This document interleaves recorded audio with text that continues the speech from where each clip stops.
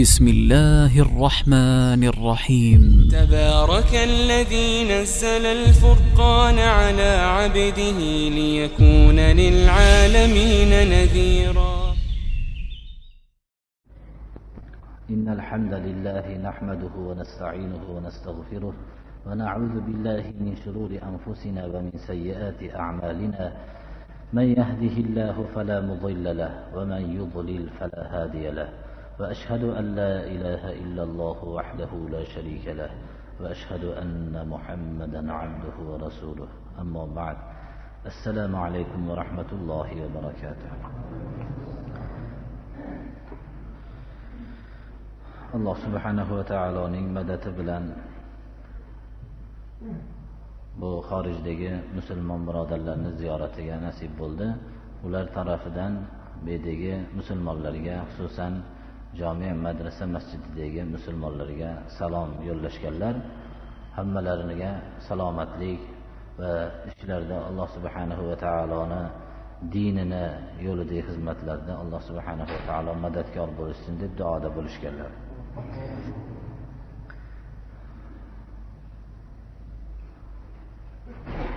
Juma kunidagi Qur'oni Karimdan davom etayotgan darsimiz Estaizu billah. Ya ayyuhallazina amanu la tas'alu an ashya'a in tubda lakum tasu'kum wa in tas'alu anha hina yunazzalu al-Qur'anu tubda lakum afallohu anha wallohu ghafurun halim. Shu oyatiga nozil, shu oyatga kelgan edik. Rasululloh sallallohu alayhi va sallamning davri bu islom ummatini tarbiyalash davri edi. Rasululloh sallallohu alayhi va sallam payg'ambar bo'lishlaridan ilgarigi davr johiliyat davri edi. Ya'ni hech qanday Alloh tarafidan samoviy bir qonunga o'zlarini muqayyat qilmagan xalqlar yashardi. Alloh tarafidan bir qonun keldi.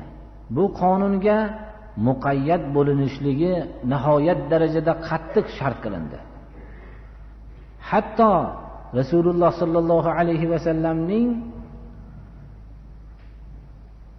o'zlarining ashoblarini ichidagi eng yaqin bo'lgan sahobalardan va o'zlaridan keyingi hatto musulmonlarga xalifa bo'lishlikka layoqatli bo'lgan Umar ibn al-Xattobdek komil bir kishining qo'lida Tavrotdan bir sahifa ko'rganlarida payg'ambarimiz sollallohu alayhi va sallamning oldilariga bu Tavrotdagi hikmatli so'zlarni, ta'sirlarini bayon qilib ko'tarib kelganlarda payg'ambarimiz sollallohu alayhi va sallamning yuzlari o'zgardi.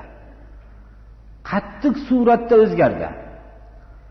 Bu kishi Tavrotdagi bu varaqdagi narsani gapirayotganlarda Abu Bakr radhiyallohu anhu aytdilarki, "Ey Umar, payg'ambarimiz sollallohu alayhi vasallamning yuzini ko'rmayapsanmi?" dedilar.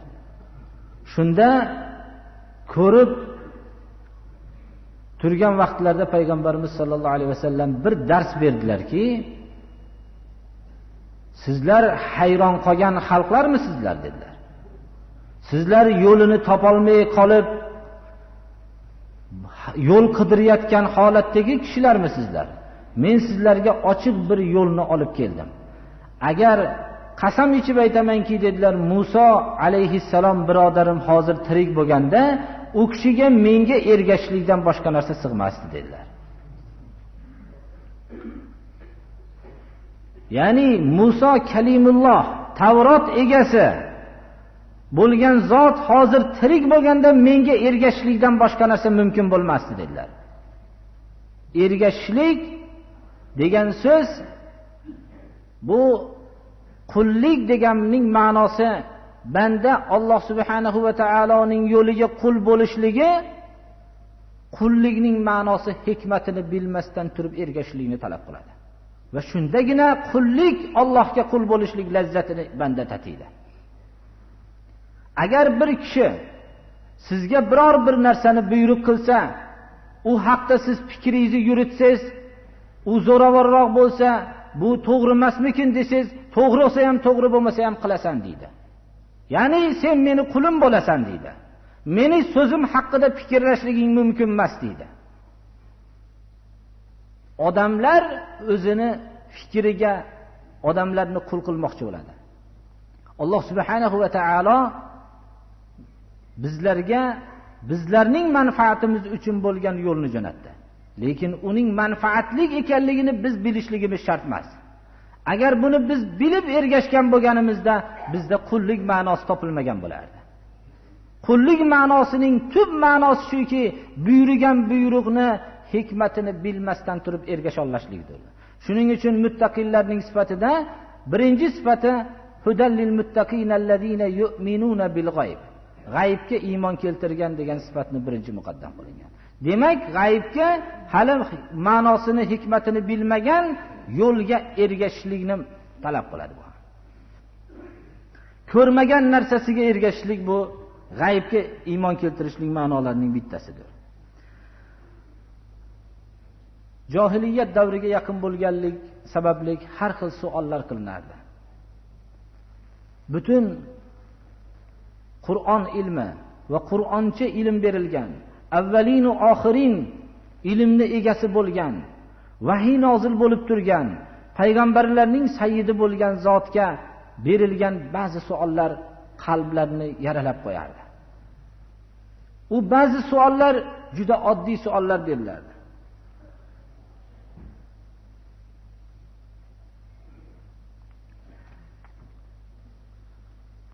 Payg'ambarimiz sollallohu alayhi va sallamdan qilingan ba'zi bir savollar shunga dalolat qiladi.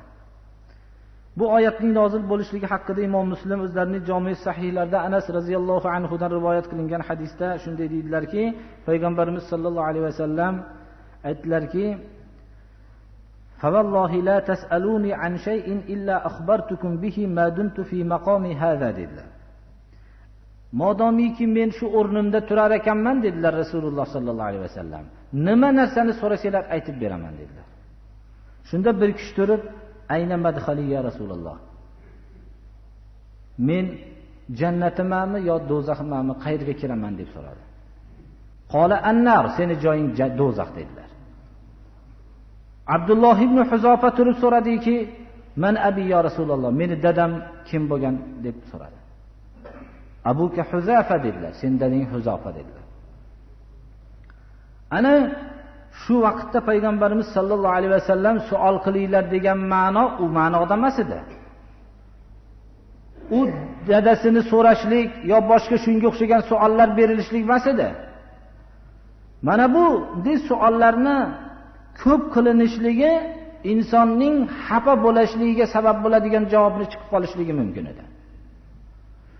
Shunda shu oyat nozil bo'ldiki, ey iymon keltirgan kishilar, sizlar har xil narsalarga savol qilmanglarki, agar sizlarga oshkor qilib javob berilsa, xafa bo'lib qo'yadi bu javoblar sizlarni.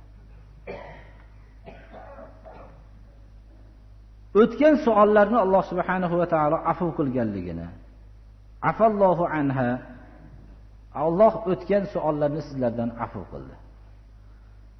Agar Qur'oni Karim nozil bo'lib turgan vaqtda sizlar biror narsalarni savol qiladigan bo'lsanglar, ular bayon qilinadi-da, bu bayon qilinishligi bilan vojib yoki farz bo'lib qolinishligi mumkin. Payg'ambarimiz sollallohu alayhi va sallam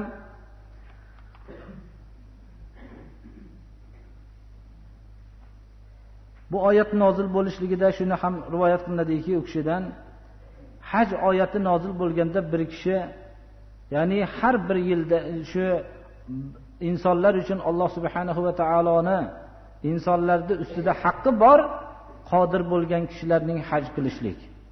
Ya'ni haj qilishlik Allohning bu haqqi bu. Bandalar ustidagi haqqi bu farzdir degan oyat nozil bo'lganda bir kishi turdida afi kulli amin, har yilimi deb so'radi. Payg'ambarimiz sollallohu alayhi vasallam bu savolni yoqtirmadilar. Aytdilarki, xomush bo'ldilarda, agar men ha deb qo'yganimda sizlarga vojib bo'lib qila olmay qolgan bo'lardilar dedilar. Oyatning mazmuni bir marta umrda hajni farz bo'lishligini bildirib turgandan keyin uni har yilimi deb so'rashlikni payg'ambarimiz sollallohu alayhi vasallam yoqtirmadilar. Savol o'tgan ummatlarni halok qilgan edi. Ya'ni bundan murod bilmagan narsasini so'rash degani emas. Juda ko'p kishilar bir narsa umumiy suratda bo'lgandan keyin buni tagini surishtirishlikni boshlashadilar. Mana bu narsani man qilingan. Banu Isroilni Alloh subhanahu va taolo Musa alayhissalomga Banu Isroilda bir mana avvalgi darslarimizda aytganmiz, bir odam qatl qilingan vaqtda buyurdiki, bir molni so'yib, uning bir qismi bilan shu o'ldirilgan odamni urilsa, u tirilib qotili kim ekanligini aytib berishligini nozil qildi. Ular mol qanaqa bo'lsin deb savol qilishdi. Rangi bayon qilindi. Yoshi qancha bo'lsin, buni yoshi bayon qilindi. Borib savol ko'paygandan keyin u molning sifati dunyoda bittagina shunaqa mol topiladigan bir qiyin holatga o'tib ketdi. Banu Isroil o'zini qiyinchilikka solib qo'ydi bu savol bilan.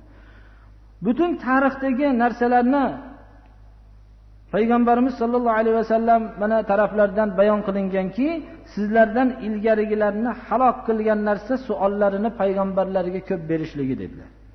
Mana bu ta'limi ilohiy ularga shunday ta'sir qildiki, hatto Abdulloh ibn Abbosdan rivoyat qilinadiki, payg'ambarimiz sollallohu alayhi vasallamning ashablaridan ko'ra yaxshiroq kishilarni ko'rmadim. Ular 23 yil muddat ichida payg'ambarimiz sollallohu alayhi vasallamdan bevosita shunday ahkomlardan so'ragan hukmlar, savollarni sanalsa, Qur'oni Karimda yasalunaka sizdan so'rashadi deb bayon qilingan 13 ta savol bor, birodarlar. 23 yil muddatda payg'ambarimiz sollallohu alayhi vasallamdan 13 ta savol so'raganligini Qur'oni Karim bizga bayon qilyapti. Nima uchun? U kishi tamomiy narsani bayonini olib kelganlar. Undan keyin bu narsani ular tushunishganlar. Sizlarga suvdagi hayvonlar halol qilindi, suvda ovi, suvda yashovchi narsalar degandan keyin bu narsa ham halolmi? Bunisi harommi degan savolni qilishmaganlar. Suvdan tutib olgan narsalar, suvni ichida yashab suvda tug'ilgan hayvonlarning go'shti sizlarga halol degan hukmda bular shunday tushunishib qo'yganlar. Bu haqda qaytib savol bo'lmagan. Misol qilib olganimizda ana payg'ambarimiz sollallohu alayhi vasallamning bundan tashqari birodarlar 23 yil muddatlari bor edi. Savolning ko'p bo'lishligi payg'ambarlik vazifasini yetkazishligiga xalaqit berardi. Shuning uchun har bir kishining bir odamdan savol boshlab savol qilaverishligi bitta payg'ambarning 23 yil umri tamomiy yer kurrasidagi qiyomatgacha bo'lgan bashariyatga taqsim qilingan edi. Bu daqiqalar har biri oltin daqiqalar edi.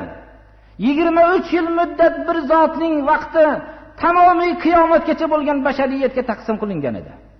Ularning saodat yo'lini ko'rsatishlik uchun edi. Shuning uchun Qur'oni Karimda sura-i Mujodalada ya ayyuhallazina amanu idza najaytumur rasula faqaddimu bayna yaday najwakum sadaqa. Ey iymon keltirgan kishilar, agar payg'ambar bilan xoli o'zingizlar tanho o'zingizlarni bir so'zingizlarni aytmoqchi bo'ladigan bo'lsanglar, avval bir sadaqat qilinglar degan oyat nozil bo'ldi. Bu oyatning tafsirini ko'p kishilar boshqacha tushunishadi. Ya'ni biror bir payg'ambarga munojat qilib xoli gaplashishlik uchun boradigan bo'lsanglar, bir sadaqat, bir narsa ko'tarib kiringlar degan ma'noni tushunishib qolagan. Unday emas. Alloh subhanahu va taolo payg'ambar vaqtining qanchalik bir qiymatbaho ekanligini mu'minlarga bildirishlik uchun iroda qildi. Va sadaqatni odatda gunohga kafforat uchun sarf qilinardi. Sadaqat bir kishi gunohkor bo'lib qolgan bo'lsa, shuni kafforatiga beriladigan narsa edi. Bular tushunishdilarki, 23 yil tamomiy bashariyatga taqsim qilingan vaqtni alohida men buni egallab olmay deb qo'rqishardilar. Bu oyatdan shuni tushunishdilar. Va Ali ibn Abi Talib roziyallohu anhu dan rivoyat qilinadiki, qachonki men payg'ambarimiz sollallohu alayhi vasallam meni chaqirib xoli bir so'z aytgan bo'lsalar, shu suhbatning men vaqtlarini olib qo'ydim degan hisob bilan o'zim doim sadaqat berib yurdim, shu gunohkor bo'lganimkin deb. Mana shu oyatga shunday amal qilib o'tdim degan ekanlar. Shuning uchun mana bu yerda ey iymon keltirgan kishilar, sizlar ko'p narsalar haqida savol qilmanglar. Payg'ambar vaqti sizlarga hamma narsani bayon qilib berishlik uchun ajratilgan. Sizlar buyrug'ini bajaringlar eshitib degan oyat nozil bo'ldi.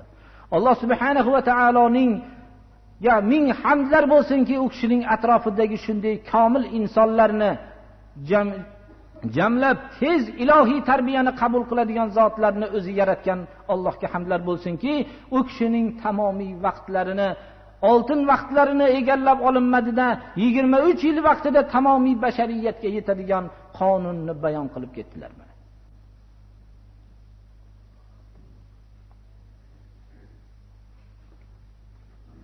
Shu munosabat bilan men shuni ham mo'min birodarlarning qalbiga bir joy qilib qo'ymoqchimanki, bizlarning ham katta ulamolarimizning islom yo'lidagi katta xizmat qilishlikka sarflanadigan vaqtlarning ba'zi bir ma'nosiz narsalar bilan shunday katta zotlarning vaqtlarini o'tkazgan kishilar ham bu haqda bir o'ylab qo'ymoqlari kerak. Chunki shunday bizning ham millatimizda shunday kishilar vujudga kelishligi mumkin ediki, ularning bir daqiqa vaqtlaridan bir asr kishilar foydalanishligi mumkin edi. Mana bunday vaqtlarni ma'nosiz bir narsalarga mashg'ul qilishlikka majbur qilgan kishilar ham bir shu haqda o'ylab qo'ymoqlari kerak.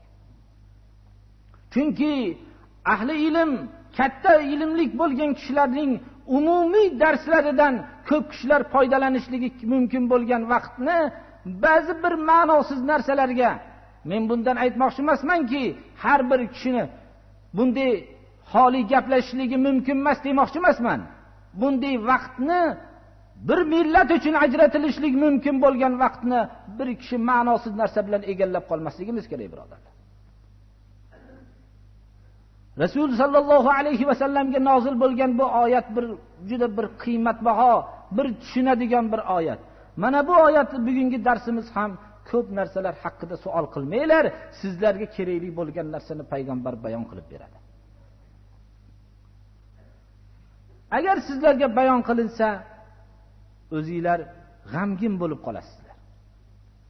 Haqiqatda ham tarovih namozini payg'ambarimiz sollallohu alayhi va sallam 3 kun o'qidilar jamoat bilan. Keyin uydan chiqmasdan uyda o'qidilar. Nima uchun?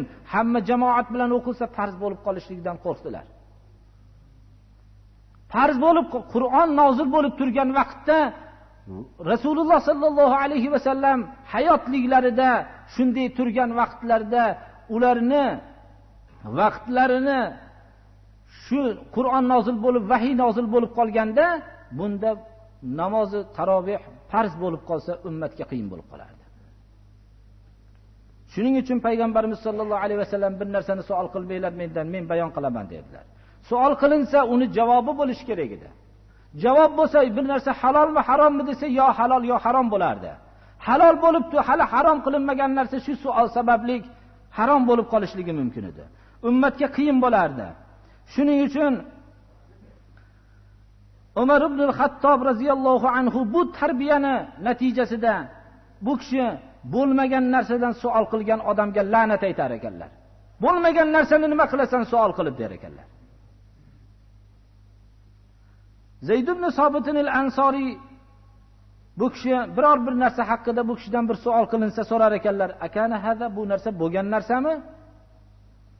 Aytar, agar ha bo'lgan deysalar javob berar ekanlar.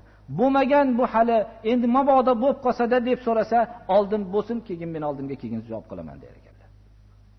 Haqiqatda ham hozirgi vaqtdagi ko'p fiqhiy masalalarni odamlar bilishligimiz zarur degan gaplar borki, ularning bir umr bo'yicha biror hayotda bitta uchramaydi.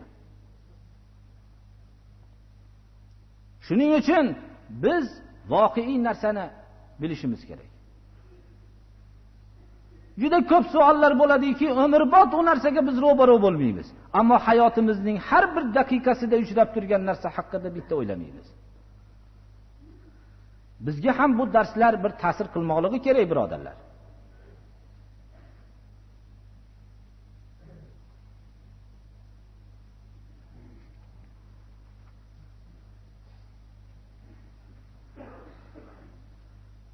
Rasululloh sallallohu alayhi va sallam aytdilarki, innalloha ta'ala farada faroid fala tudayyi'uha. Alloh sizlarga ba'zi narsalarni farz qildi, uni zoya qilmanglar dedilar. Va hadda hududan fala ta'taduha. Bu tarafga o'tmanglar deb chegara qo'yib qo'ydi. Bu chegaraning orqasida harom ishlar dedi. Bu yerdan o'tib ketmanglar. Va harrama ashya'a fala tantahikuha. Ba'zi narsalarni sarih harom qildi. Sizlar u harom qilgan narsalarning pardasini yirtib bu ishlarni qilmanglar dedilar. Va sakata an ashya'a rahmatan bikum ghayra nisyanin. Ko'p narsalarni halol haromligi haqida aytmadi. Buni esdan chiqarib qo'yib emas, sizlarga rahmatan aytmadi. Fala tasalu anha. Bu haqda sizlar savol qilmanglar. Alloh bizga rahmatan mehribonlik qilib bizga bayon qilmagan bo'lsa, biz buni tagini surishtirmaylik. Mana bu islomning bir tub ma'nosidir mana.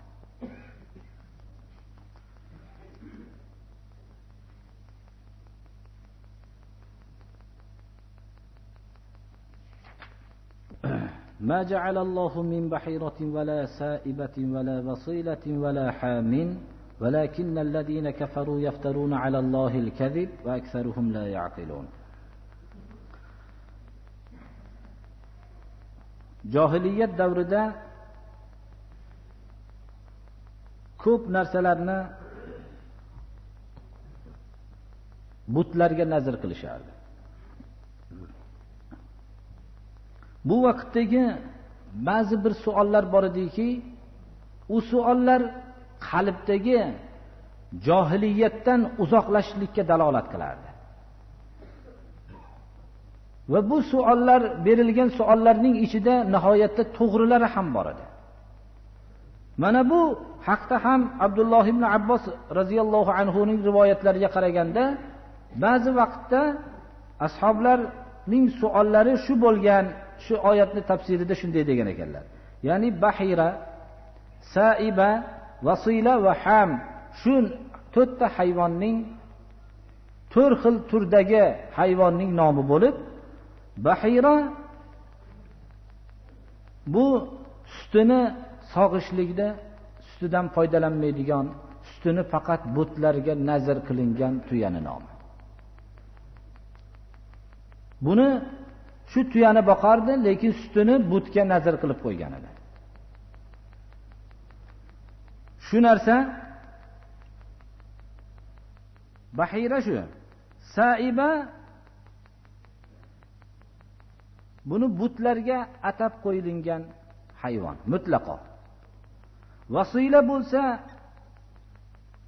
biror bir ona tuya bo'lsa, birinchi bolalagan bolasi urg'achi bo'lsa, ikkinchisi ham urg'achi bo'lsa, bu endi paydarpay ikkita urg'achi hayvon bolaladi deb o'zini butga bag'ishlab nazar qilishardi. Vasila shu. Hami bu urchitish uchun foydalanadigan erkak tuya bo'lib, ma'lum bir miqdordagi hayvonlardan urchitishlikda foydalangandan keyin endi buni butga nazar qil deb nazar qildirishardi. Mana bu 4 ta hayvonni, shu hayvonni nazar qilingandan keyin birinchisini sutini sog'masdi, ikkinchisidan mutlaq foydalanmasdi, uchinchisidan ham ikkita urg'ochi bolalagandan keyin tuyaga, bu tuyani butga bag'ishlardi va 4-chisini ham butga bag'ishlashardi. Alloh subhanahu va taolo bizga shuni lozim ko'rdi deb qo'yishardi. Shu ishlarni qilayotgan kishilar biz Ibrohim alayhissalomni dinidamiz deyishardi. Janob Rasululloh sallallohu alayhi va sallam va u kishiniga ergashgan sahobalarni yangi yo'l olib kelgan kishilar bular. Ota-onalarimizdan bu narsani eshitgan emasmiz deyishardi. Hatto payg'ambarimizni aynigan deb laqablashardi. Alloh subhanahu va taolo bu oyatda bu to'rova tuyani Alloh sizlarga nazr qilinglar deb aytgan emas. Lekin shu ishni qilgan kishilar kofir bo'lganligida shak shubha yo'q. Valakinnallazina kafaru yaftaruna alallohil kadhib. O'zlarini kofirliklari bilan cheklanib qolmasdan Allohga yolg'onni bo'xton qilishadi. Yoki bu narsalarni Alloh bizga buyurgan. Dunyoda insonning xatosi bo'lishi mumkin. U xatoni iqror bo'lishlik bitta. Bo'lsa, ikkinchisi bu xatoni qilib turib, undan ham yomoni bu xatoni to'g'ri, buni deyishlik ikkinchi xato bo'lsa, uchinchisi shuki buni Alloh buyurgan deyishlik bu tamomiy kofir bo'lib ketishlikdir. Ba'zi bir kishilar xatoni qiladigan bo'lsa, buni nafsim sababli, menda bir quvvat yo'qligidan, iymonim zaifligidan shu xatoni qilyapman birodar deb tan olishligi kerak. Va aktsaruhum la yaqilun. Ularning ko'plari aqllarini ishlatmagan kishilardir. Aqllarini ishlatmaganligining belgisi shuki, va iza qila lahum ta'alu ila ma anzalallohu va ila ar-rasuli qalu hasbuna ma wajadna alayhi aba'ana. Awalau kana aba'uhum la ya'lamuna shay'an va la yahtadun. Agar ularga aytilinsa, Alloh tushirgan narsaga va rasuliga tushgan narsaga kelinglar deb aytilinsa, aqllarini yo'qligini belgisi. Alloh butun olamni yaratgan, insonlarni yaratgan, tamomiy Qur'onni nozil qilgan, butun bashariyatning payg'ambarlarini jo'natgan Alloh tushirgan narsaga kelinglar Qur'onga deyilsa, payg'ambariki tamomiy ummat uchun mehribon bo'lgan, butun payg'ambarlarning sayyidi bo'lgan Muhammad alayhisalomning oldiga kelinglar mana bu kishi tushirgan narsaga deyilsa, bizga ajdodlarimizni qilib kelgan ishlari yetadi deyshadi. Mana bu ularning aqllarini yo'qligining belgisidir. Yer yuzida agar aql yo'q bo'lib ketsa ham bir odam meni o'zini beaql deb aytmaydi. Beaqlligini belgisi shuki, Alloh bunday deyapti, Rasuli bunday deyapti desa, bizga shu ota buvamizni qilib kelgan ishi yetadi deydi. Mana bu uning beaqlliligini belgisidir deyapti Alloh taolo.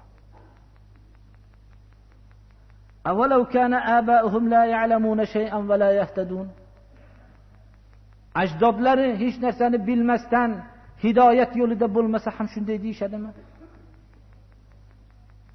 Haqiqatda ham biz mana shu beaqllik martabasida mahkam o'rnashib qolgan millatning ichida qoldik, birodarlar.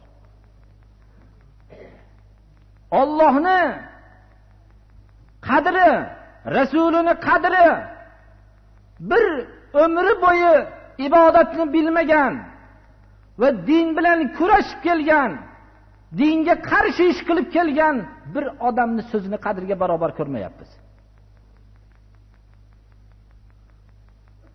Agar bir kishi bizga dunyoviy bir muruvvat qilib kelgan bo'lsa, shu odamning noto'g'ri gapirib turgan so'zini eshitib turib, rad qilmasdan quloq solib turamiz. Ammo butun tug'ilganimizdan vujudga kelishligimizga, butun tamomiy vujudga kelganimizdan boshlab rizq berib turgan zotni buyrug'i bu degan narsani biz e'tiborga olmayapmiz. Shuni yaxshi bilaylikki, Alloh subhanahu va taolo bandaga nihoyatda mehribondir. O'zining rahmatini yuzga bo'ldi. Uning bir qismini yer kurrasiga taqsim qildi.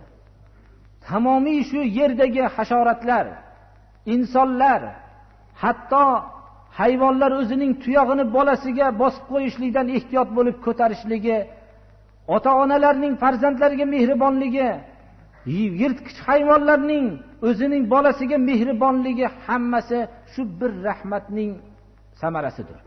Shu bir rahmatga dalolat qiladi. 99 rahmatini Alloh subhanahu va taolo qiyomat kuniga olib qo'ydi. Gunohkor bandalarga o'zining rahmatini berishlik uchun olib qo'ydi. Biz shu mehribonlikni faqat ana shu birovga bir kishi rahmi kelib oshni to'ydirishi, birovga bir qiynalgan holatini ko'rib turib biror bir muruvvat qilishligi, farzandga mehribonlik qilishligi, bular hammasi shu bir rahmatning bir zarrasidir. Bunda hech kim agar shu rahmatdan ulushdor bo'lmasa, bu mehribonlikni qilmagan bo'lardi. Shuning uchun biz mana shu mehribon bo'lgan zotning buyrug'i aytilgan vaqtda Alloh Rasulining buyrug'ini hammasini bajarishlikka harakat qilmoqligimiz kerak. Alloh subhanahu va taolo Rasululloh sallallohu alayhi va sallamning ashablariga bir o'lchovni berdi. Bu o'lchov hammamiz ham bilishimiz kerak bo'lgan o'lchov. Hamma ashoblar aytishadilar, biz Allohni yaxshi ko'ramiz deb. Shunda Alloh subhanahu va taolo rasuliga shu oyatni nozil qildi. Qul in kuntum tuhibbunalloha fattabi'uni. Ayting ey Muhammad alayhisalom, agar sizlar Allohni yaxshi ko'rsanglar, menga ergashinglar deng. Yuhibbukumullohu va yaghfir lakum zunubakum vallohu g'afurur rahim. Shunda Alloh sizlarni yaxshi ko'radi, ya'ni rasuliga ergashsanglar, shunda Alloh sizlarni yaxshi ko'radi va gunohinglarni mag'firat qiladi. Alloh gunohlarni mag'firat qiluvchi va mehribon zotdir. Mana bu o'lchov har bir kishi o'zini amalini shu o'lchovga solib ko'rish kerak. Agar Allohni yaxshi ko'raman deb 1000 marta biz aytsak, Alloh bizni yaxshi ko'rmasa, bu gapimiz bekordir. Biz bir marta Allohni yaxshi ko'raman desak, Alloh men ham seni yaxshi ko'raman desa, mana bu narsa bizga e'tiborlidir. Alloh tarafidan qachon Alloh bizni yaxshi ko'radi? Biz rasuliga ergashsak. Ayting ey Muhammad alayhisalom, Allohni yaxshi ko'raman degan da'vogirlarga menga ergashinglar deb ayting deyapti. Mana bu taroziga har bir kishi o'zini solib ko'rishligi kerak. Agar shu tarozida rasuliga ergashishlikda bu topilmasa, balki boshqa millatlarga ergashib ketishlik bo'ladigan bo'lsa, bilsinki, o'ziga o'zi aytsin, xoli bo'lib o'tiraysin, sen kazzobsan desin. Sen da'voyingda yolg'onchisan desin, hech kim bo'lmaganda hech bo'lmasa tan olib aytib qo'ysin ana. Shuning uchun biz Alloh subhanahu va taolo shu oyatni takror aytdi. Qur'oni Karimda vallohu alam 4 o'rinda borki, agar Alloh rasuliga ergashinglar deb aytilsa, biz ajdodlarimizni qilib kelgan ishi yetadi deyshadi. Bularning ko'pchiliklarini aqli ishlamaydigan kishilardir deyapti Alloh taolo. Haqiqatda Alloh rasuli bilan boshqani farqini bilmagan odamning aqli ishlamaydigan kishidir.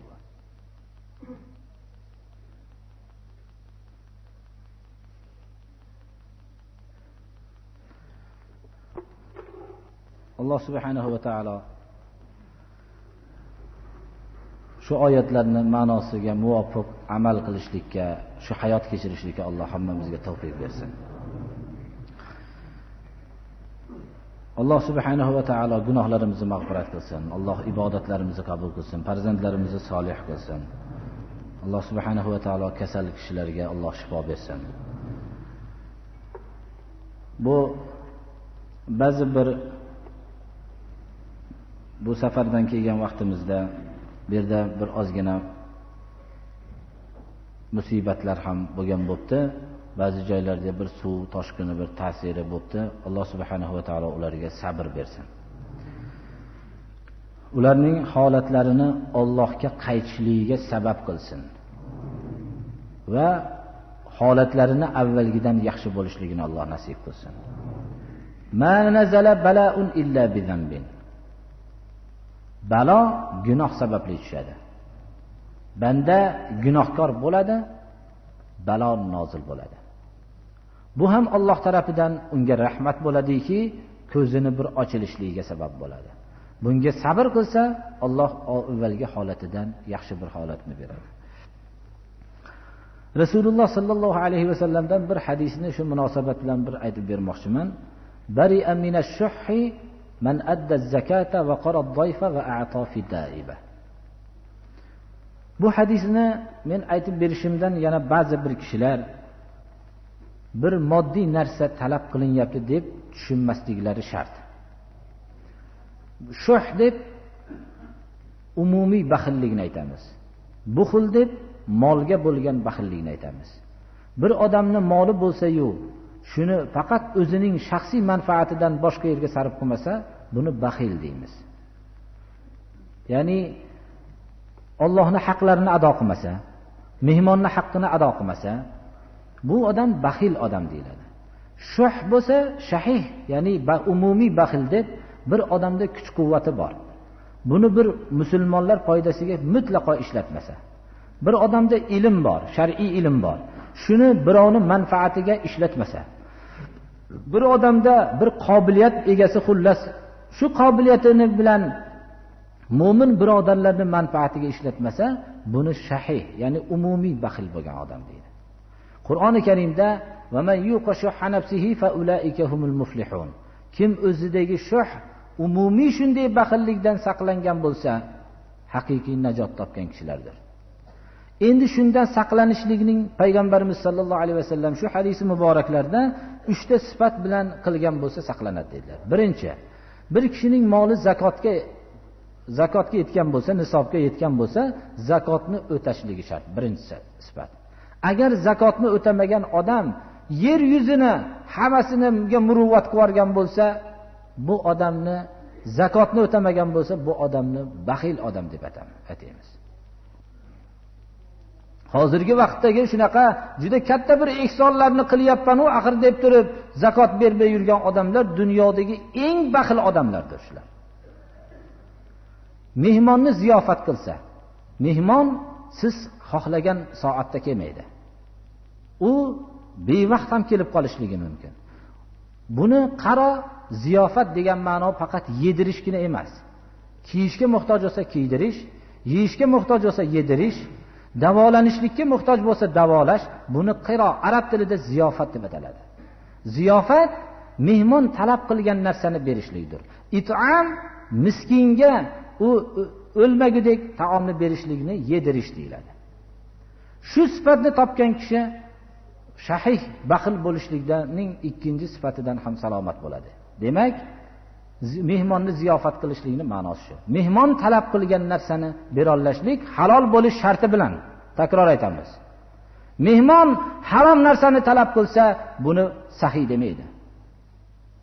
Harom narsani talab qilgan bo'lsa, buni bermaslik mo'minlikdir o'zi.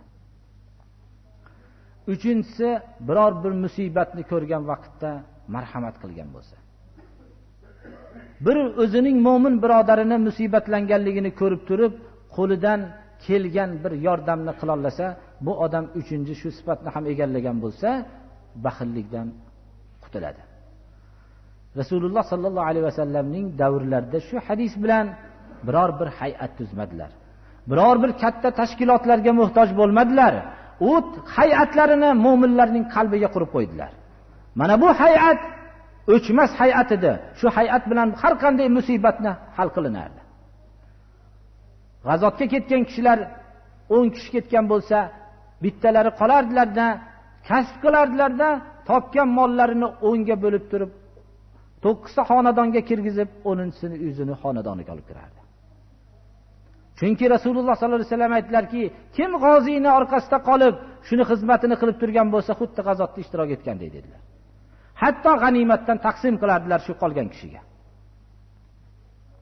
Mana bu ruhlarni biz yo'qotdik, birodarlar. Shuning uchun mo'min birodarlarimizni xor bo'lib turganligini ko'rib turib, hech e'tiborimiz yo'q bo'lib qoldi. Mana bu hadisni aytib berganligimdan o'zlariga bir xulosa chiqarsinlar.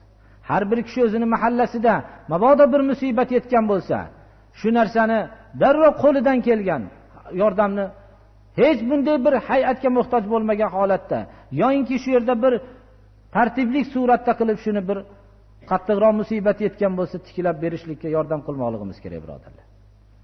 Mana bu bizdagi eng yomon sifat bo'lgan baxillik sifatidan Alloh subhanahu va taolo bizlarni saqlagan bo'ladi.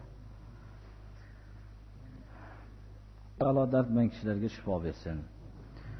Bir hidoyat topgan kishilarga Alloh taolo hidoyatni barqaror bo'lishligini nasib qilsin.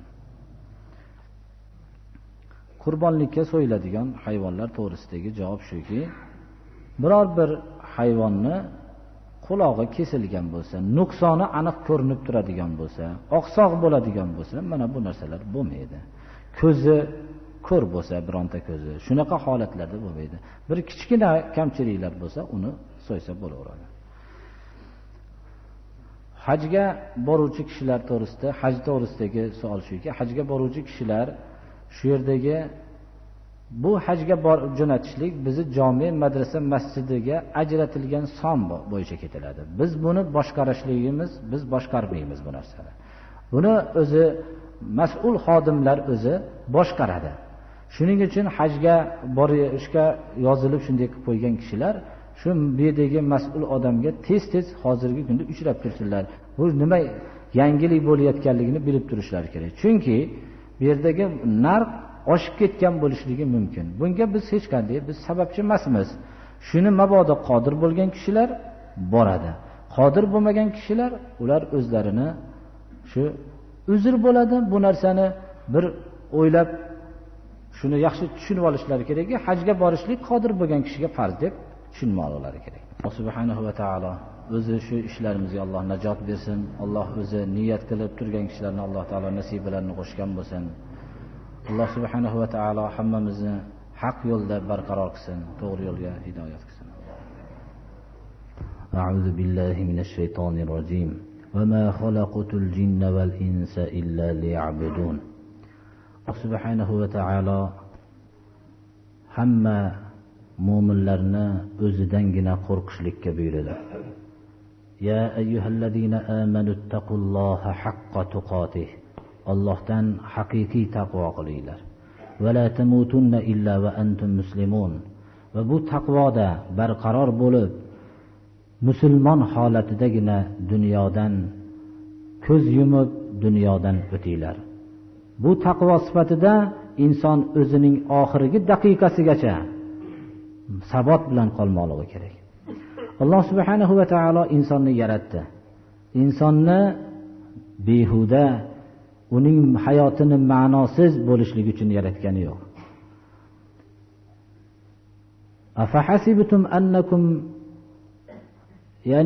afahasibtum annama khalaqnakum abathan va annakum, ya'ni sizlarni biz abas bir ma'nosiz bir yaratganmiz deb gumon qilasizlarmi? Va sizlar bizlarni huzurimizga qaytmasligingizni gumon qilasizlarmi deb o'zining kitobida bayon qildi. Inson bilan jinni o'zimgagina ibodat qilishlik uchun yaratdim dedi. Ibodatning birinchi ma'nosi tavhiddir. Ya'ni Allohni o'zi tanitgan yo'l bilan tanimoqlikdir. O'zini tanitgan yo'li Qur'oni Karimda tanitdi va Rasululloh sallallohu alayhi va sallam hadisi muboraklarda bayon qildilar. Shu yo'l bilan tanimagan kishi, balki aqli bilan taniyman degan kishi adashadi. Xuddi Mu'tazilalar adashib ketgandek. Ibodatning bir ma'nosi bu bo'lsa, ikkinchisi Alloh subhanahu va taolo buyurgan yo'l bilan, ya'ni kitob-u sunnat asosida Allohga ibodat qilmoqlikdir. Biz namoz o'qiymiz. Qanday namoz o'qiymiz? Kitob-u sunnat asosida qaysi vaqtini belgilangan bo'lsa shu vaqtda o'qiymiz. Shu vaqtdan boshqa vaqtda qilingan ibodat u aytilingan 5 vaqt namozga o'tmaydi.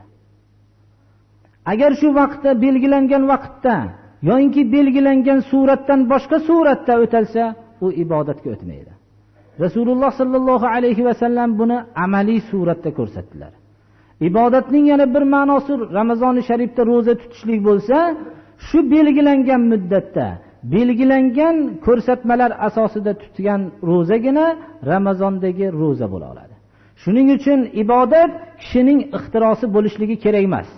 Ibodat biror bir katta bir kishi tarafidan o'ylab chiqilingan narsa bo'lmasligi kerak. Bular hammasi habata bo'ladi.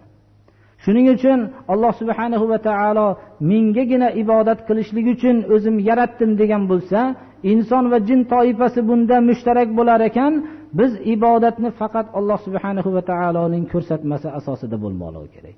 Bu ko'rsatma asosida bo'lmagan har qanday ko'rinishdagi amal habatadir.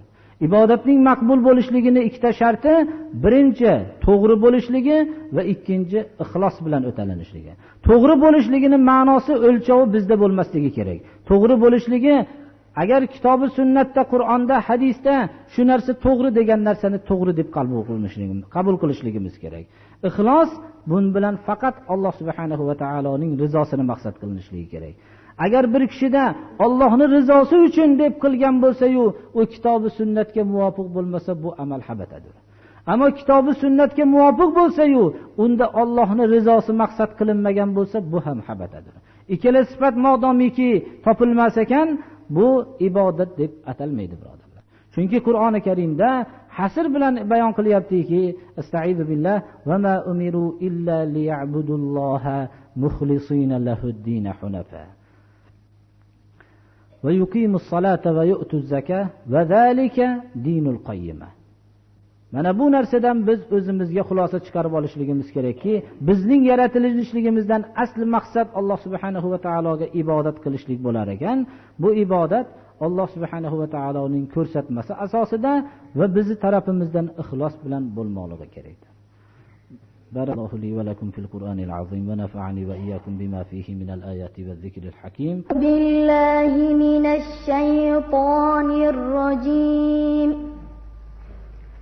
Bismillahir rahmanir rahim.